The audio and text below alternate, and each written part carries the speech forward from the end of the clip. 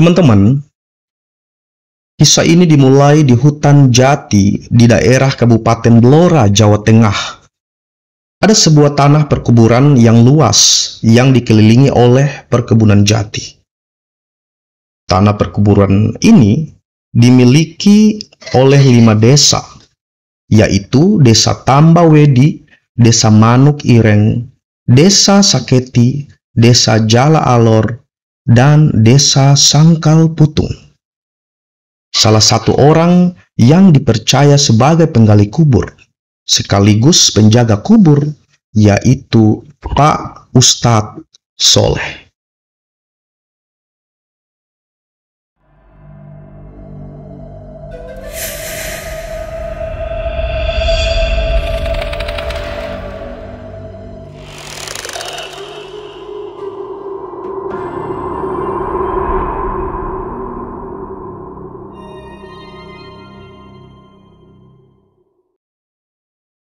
Assalamualaikum warahmatullahi wabarakatuh. Selamat bertemu kembali dan selamat datang di Kakak Jo Channel.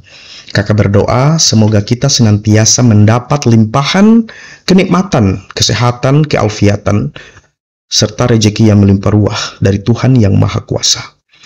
Teman-teman, hari ini kembali Kakak Jo akan membacakan buat teman-teman semua serta membagikan melalui channel ini sebuah cerita pendek dan cerita bersambung yang kakak kutip dari grup Facebook penulis cerpen dan cerber, di mana kisah ini teman-teman terdiri atas beberapa part ataupun bagian, dan pada kesempatan kali ini Kakak Jo akan membacakan 2 bagian sekaligus dengan judul Kisah Sang Penggali Kubur.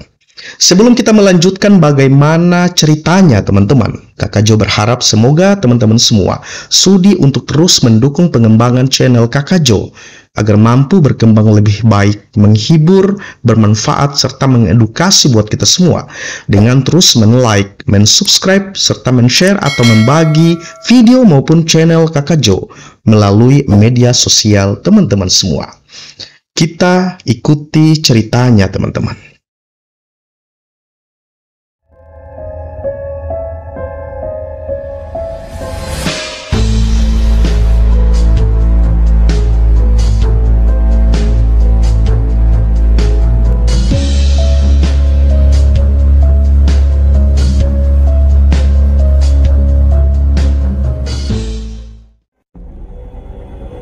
Pak Ustadz Soleh teman-teman sudah hampir 5 tahun bekerja sebagai penggali kubur dan sudah banyak asam garam yang dirasakannya.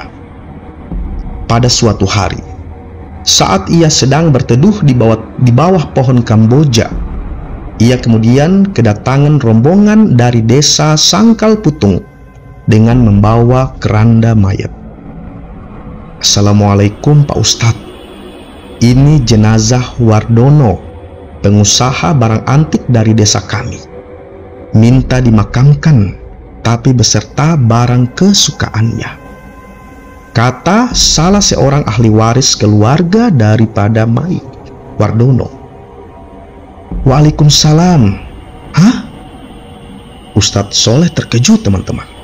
Baru kali ini mendengar ada jenazah minta dikuburkan dengan harta kesayangannya. Ya, ini amanah dari almarhum ayahku Pak Ustadz, ujar Suparno, anak sulung dari keluarga Wardono. Setelah perundingan, akhirnya kemudian disepakati bahwasanya almarhum jadi dimakamkan dengan barang kesayangannya di tanah ini, dengan satu catatan, tidak ada masalah di kemudian hari. Ustadz Soleh dengan dibantu oleh ketiga temannya akhirnya menguburkan jenazah dengan cara dan tradisi setempat. Sebelum rombongan pulang, angin cukup kencang nampak menerjang ke arah mereka, sehingga teman-teman membuat keranda mayat bawaan mereka terlempar 15 meter jauhnya. Ustadz Soleh hanya beristighfar sambil berkata dalam hati, kejadian apa gerangan yang melanda nanti malam di sini? Teman-teman, malam pun mulai datang, menyelimuti sebagian bumi dengan kegelapan. Ketika jam mulai menunjukkan pukul 10 malam, mulai terdengar salakan anjing serta lolongan berkepanjangan saling sahut menyahut di sekitar perkuburan. Ustadz Soleh sudah terbiasa mendengar hal itu, teman-teman. Hampir tiap ada jenazah yang baru dimakamkan, selalu saja malamnya terdengar lolongan anjing. Ustadz Soleh tinggal sendirian di sekitar areal satu pemakaman hutan jati ini.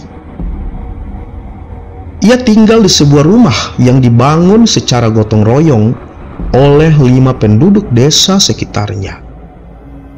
Sedangkan ketiga temannya tinggal agak berjauhan dengannya di daerah areal 2 dan 3. Setelah melakukan sholat tahajud pada pukul 1 malam, Ustadz Soleh mendengar sayup-sayup gending Jawa di kejauhan. Tak seperti biasa, teman-teman. Daerah perkuburan yang selalu sepi dan hanya terdengar deru angin yang melewati dan mengusik di daunan. Kali ini terdengar alunan musik gamelan Jawa dengan diiringi suara sinden yang sangat merdu. Ustadz Soleh teringat ada jenazah yang baru dimakamkan agak jauh dari rumahnya. Bulu kuduk sang ustadz sempat berdiri juga. Walaupun ia sudah terbiasa menghadapi hal mistis seperti ini.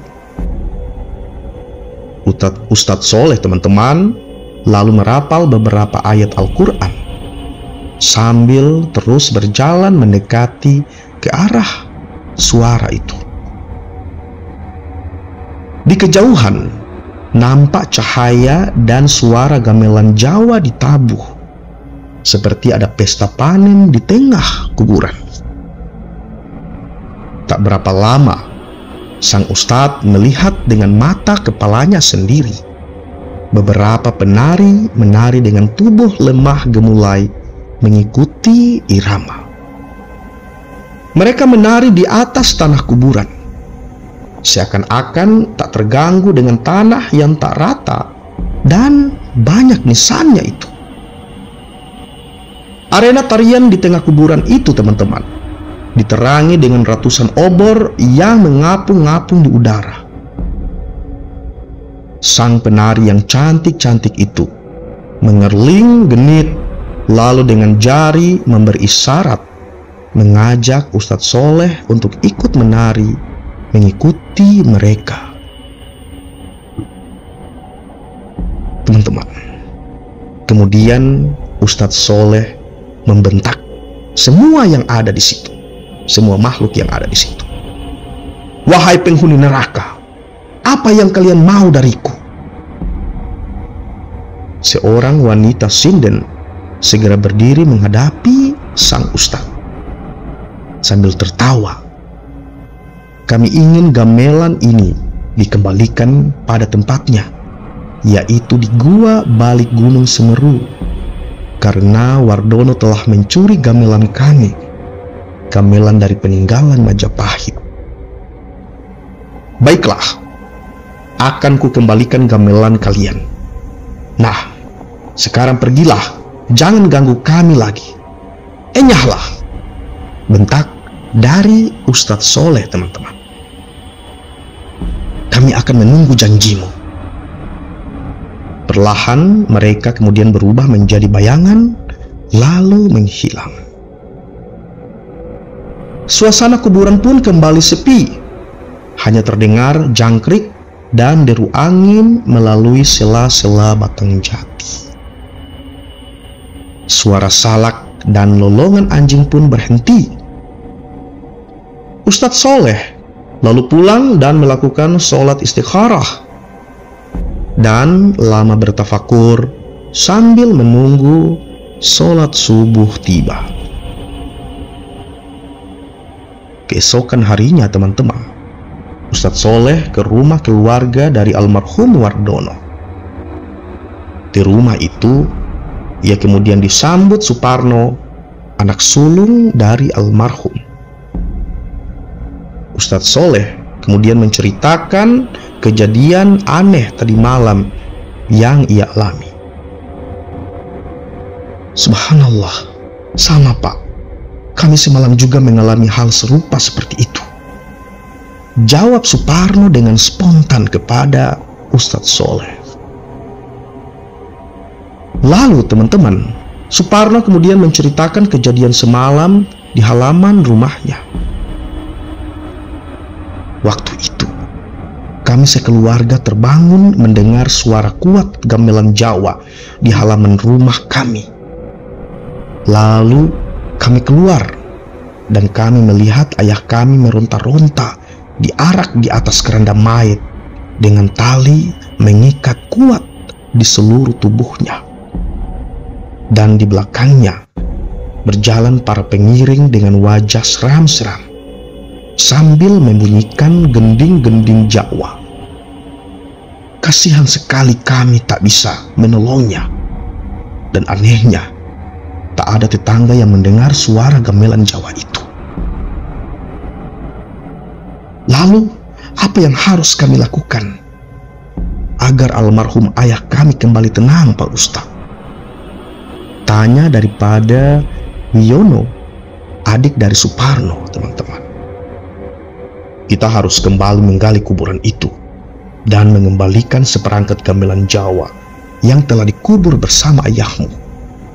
Karena jika tidak segera dilaksanakan, maka mereka akan kembali mengganggu kita semua. Teman-teman, tanpa panjang lebar, Wiono dan Suparno kembali menggerakkan masyarakat desanya untuk menggali kembali kuburan ayahnya itu. Dan setelah gamelan berhasil diangkat, mereka pun membawa seperangkat alat-alat itu ke daerah Gunung Semeru. Ustadz Soleh yang telah mendapat petunjuk semalam akhirnya menemukan gua tempat asal gamelan itu diambil oleh almarhum. Mereka lalu menaruh gamelan itu ke dalam gua tanpa ada kesulitan apa-apa di sana. Semenjak peristiwa itu, teman-teman, rumah keluarga Wardono pun kembali aman dan tidak lagi terdengar gamelan Jawa. Begitupun dengan areal kuburan Hutan Jati menjadi kembali sepi serta aman.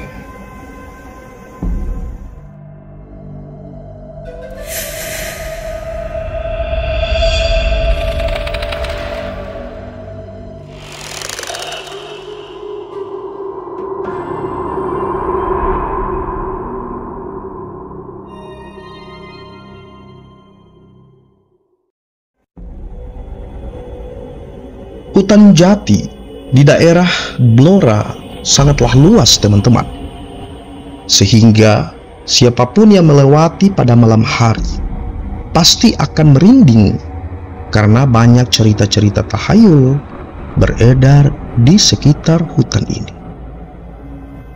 Malam hari di pinggir hutan Jati nampak beberapa cahaya kelap-kelip lentera di antara tebalnya kabut. Lentera itu dibawa oleh beberapa penduduk desa Manuk Ireng yang sedang meronda.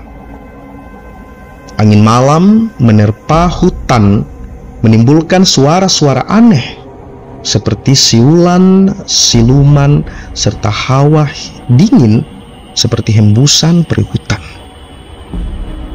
Teman-teman, mereka yang meronda semuanya ada 10 orang, termasuk Ustadz Soleh. Saat sedang asik ngobrol, mereka tanpa sengaja melihat sebuah mobil terparkir di pelataran kuburan itu. mobil jeep berwarna putih itu bergoyang-goyang aneh. Salah satu penduduk mulai berkomentar, teman-teman. Di dalam mobil pasti ada yang sedang berbuat tak senonoh, sedang berzina. Kalau gitu, kita datangi mobil itu. Kita giring mereka ke balai desa, ujar yang lain. Ustadz Soleh, teman-teman, hanya diam pada saat itu, memperingatkan mereka yang mulai terpancing emosinya. Lalu 4 orang penduduk desa menggedor mobil, sedang yang lainnya mengintip di balik kaca jendela mobil. "Keluar! Ayo! Sedang apa kalian? Ayo keluar!" Namun teman-teman, tak ada satupun yang keluar dari mobil itu. Hal ini kemudian menambah emosi penduduk yang sedang meronda pada malam hari. Mereka segera menggoyang-goyangkan mobil lebih kuat agar mereka yang berada di dalam segera keluar. "Ayo, kami bantu goyangnya biar mantap sekalian." Akhirnya teman-teman, kaca jendela terbuka dan muncul seorang pemuda dengan wajah garang. Di sampingnya terlihat seorang gadis dengan keadaan setengah bugil. "Mau apa kalian, ha? Jangan mengganggu privasi orang. Kau tahu siapa aku? Aku ini anak kepala desa Sangkal Putung. Tahu?" Mendengar itu teman-teman, mereka emosi karena merasa kuburan ini sebagai wilayah milik desa Manuk Ireng. "Lah, kau yang berbuat salah malah lebih galak dari kami. Kau telah berbuat mesum di daerah kami, tahu?" Teman-teman, Ustadz Soleh segera turun tangan. "Maaf, kami hanya mengingatkan bahwa agama melarang berbuat zina dimanapun berada, apalagi bukan dengan pasangan sah. Sebaiknya kalian pergi dan jangan lakukan hal itu di daerah ini." Namun teman-teman, teguran sang ustadz membuat Dino, putra dari Sakera kepala desa Sangkal Putung, memuncak emosinya. "Peduli amat.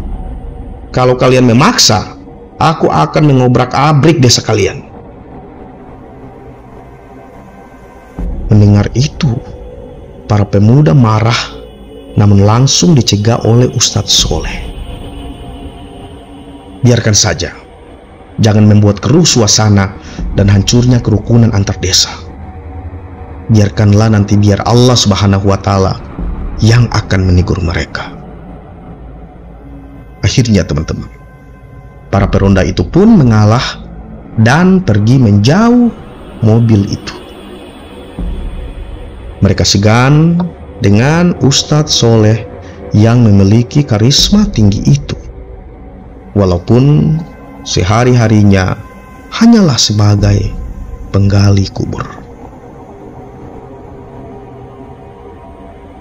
"Tok, tok, tok, bakso." Tak lama teman-teman, dari kejadian itu lewatlah tukang bakso mendorong gerobaknya. "Yang, perut abang lapar, mau nggak abang beliin bakso?" "Hah, beli 2 aja," jawab Linda teman-teman, ogah-ogahan. Ketika gerobak bakso yang hanya diterangi dengan lampu senter itu mulai melewati mobil, tiba-tiba Dino memanggil, "Bakso, sini, beli 2 mangkok bang." Tukang bakso langsung berhenti dan langsung mengolah baksonya. Tak lama, "Nih mas, bakso 2 mangkok lengkap dengan bakso kepala." Dino dan Linda langsung terkejut ketika abang bakso menyerahkan mangkok berisi kepala orang. Lalu mereka melihat si abang bakso berdiri tanpa kepala di samping mobil mereka. Kontan setelah melihat itu, keduanya mulai kelejotan. Seakan-akan ada sesuatu yang berusaha mencuri jiwanya di dalam alam bawah sadarnya. Keesokan harinya, penduduk mulai heboh berkumpul di depan mobil yang terkunci itu. Mereka berusaha membangunkan pasangan muda-mudi itu, teman-teman. Tapi mereka tetap diam, tak bergerak di dalam mobil mereka. Akhirnya, penduduk desa berusaha membongkar engsel pintu mobil sehingga keduanya mulai dapat diturunkan. Sebagian penduduk mengenalinya dan memanggil orang tua Dino, yakni kepala desa Sangkal Putung. Sampai di tempat, Pak Sakera nampak malu bercampur cemas melihat anaknya masih pingsan. Sudah 2 orang mantri desa yang dipanggilnya untuk mengobati keduanya di rumah Pak Kepala Desa, Pak Sakera. Tapi keduanya tetap tak sadarkan diri juga. Akhirnya teman-teman, Pak Sakera memanggil Ustadz Soleh, sang penjaga atau penggali kubur itu. Tolong Pak Ustadz, anakku sampai sekarang belum siuman. Mungkin Pak Ustadz bisa menyembuhkan mereka. Teman-teman, Ustadz Soleh memeriksa keadaan tubuh keduanya sambil matanya terpejam. Lalu ia mulai berbicara. Sekarang Dino dan kekasihnya sedang berada di alam lain. Jiwa mereka sedang dibawa penunggu kubur di alam yang berbeda. Kalau begitu tolong Pak Ustadz, tolong anak saya. Saya bersedia memberi apa saja, asal Pak Ustadz bisa menyembuhkan anak saya. Pak Sakera nampak memeluk sambil menangis di tubuh Pak Ustadz Soleh, teman-teman. Ia kelihatan begitu mengibah-ibah. Yang bisa menyembuhkan bukan saya, tapi Allah Subhanahu wa Ta'ala. Jadi berdoalah, saya hanyalah sebagai perantara belaka. Lalu teman-teman, Ustadz Soleh mulai diam sambil duduk bersila di hadapan kedua tubuh daripada pasangan remaja itu. Matanya mulai terpejam sambil membaca beberapa ayat-ayat suci Al-Quran, lalu berdoa, kemudian berzikir. Ustadz Soleh mulai mengerahkan ilmu Merogo Sukmo. Di mana teman-teman? Sebagian jiwanya mulai meninggalkan raga dan mendatangi alam yang berbeda, di mana jiwa kedua remaja itu sedang disandra oleh penduduk jin kuburan. Dalam sekejap, ia sudah masuk ke alam jin Islam yang marah tempatnya dijadikan arena mesum oleh kedua pasangan remaja itu. Ustadz Soleh melihat kedua remaja itu sedang dicambuki oleh beberapa penduduk jin. Ini rasakan karena berbuat mesum di tempat kami, maka kami takkan mengampuni kalian. Assalamualaikum. Ustadz Soleh memberi salam dan kemudian dibalas oleh para jin Islam dengan salam pula. Waalaikumsalam Pak Ustadz. Apa maksud kedatangan Pak Ustadz? Lepaskan mereka. Biarkan Allah Subhanahu wa Ta'ala yang menghukum perbuatan mereka, karena kalian tak pantas menghukum manusia, karena derajat manusia lebih tinggi daripada derajat kalian. Ya, manusia memang di atas derajat kami para jin, tapi itu berlaku bagi manusia yang selalu taat kepada Allah Subhanahu wa Ta'ala, bukan mereka yang selalu melakukan maksiat. Karena orang-orang yang melakukan maksiat derajatnya di bawah para jin dan hewan-hewan. Begitu jawab dari para jin kepada Ustadz Soleh, teman-teman. Kali ini aku meminta kalian melepaskan keduanya, karena mereka adalah teman saya. Biarlah kami yang akan menasihati kedua anak ini, jawab Ustadz Soleh sambil menarik kedua remaja itu dari cengkraman para jin. Baiklah, kami lepaskan mereka. Tetapi bila mereka mengulangi perbuatannya, kami tak segan-segan untuk menculik mereka kembali. Akhirnya teman-teman, mata Ustadz Soleh kembali terbuka dan menyaksikan kedua remaja itu mulai siuman kembali. Di mana aku? Tanya Dino, teman-teman, dengan mata bengong, tak percaya. Sedangkan Linda nampak menjerit setelah tahu dirinya dalam keadaan setengah bugil, dikelilingi oleh banyak penduduk desa. Oh, apa-apaan kalian menonton aku? Kau tahu malu, gak beradab, gak sopan.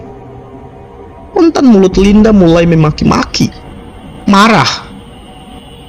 Alah, pura-pura malu. Waktu melakukan gak malu, sekarang malah maluin. Dih, gak nyadar. Celetok seorang warga, teman-teman. Ya, ini gadis nggak tahu terima kasih. Sudah ditolong, malah marah-marah. Sorak daripada yang lain. Teman-teman, akhirnya Pak Ustadz dan kepala desa itu bisa menengahi emosi para warganya dan mengajak mereka untuk keluar meninggalkan rumah secara baik-baik. Dan setelah terlihat aman, keduanya pun mulai dinasehati oleh Ustadz Soleh agar mereka bertobat. Keduanya akhirnya mengerti dan berjanji takkan mengulangi perbuatan mesum mereka. Demikian teman-teman, sebuah cerita pendek yang berjudul Kisah Sang Penggali Kubur, di mana cerita ini ditulis oleh M. Rinaldi Wisnonoto dan kemudian dimuat pada grup Facebook penulis cerpen dan cerber. Semoga kisah ini, cerita yang di dalamnya, ya karya ini, bermanfaat buat kita semua, memberikan edukasi serta menghibur buat teman-teman yang sangat tertarik dengan hal-hal mistis, horor, serta misteri. Dan semoga teman-teman sudi untuk terus mendukung pengembangan channel Kakak Jo agar mampu berkembang lebih baik, lebih maju, sehingga Kakak Jo dapat menceritakan, membagikan cerita-cerita ataupun kisah mistis, misteri, serta misteri buat teman-teman semua. Untuk itu, jangan lupa menekan tombol like, subscribe dan share, dan juga menekan tombol lonceng untuk mendapatkan notifikasi video terbaru dari Kakak Jo Channel. Demikian sekali lagi apa yang dapat Kakak Jo bacakan serta bagi buat teman-teman semua. Dan semoga Tuhan Yang Maha Kuasa membalas seluruh kebaikan teman-teman yang telah membantu mendukung pengembangan channel ini. Terima kasih, insya Allah kita akan ketemu di lain waktu. Kakak Jo akhiri. Assalamualaikum warahmatullahi wabarakatuh.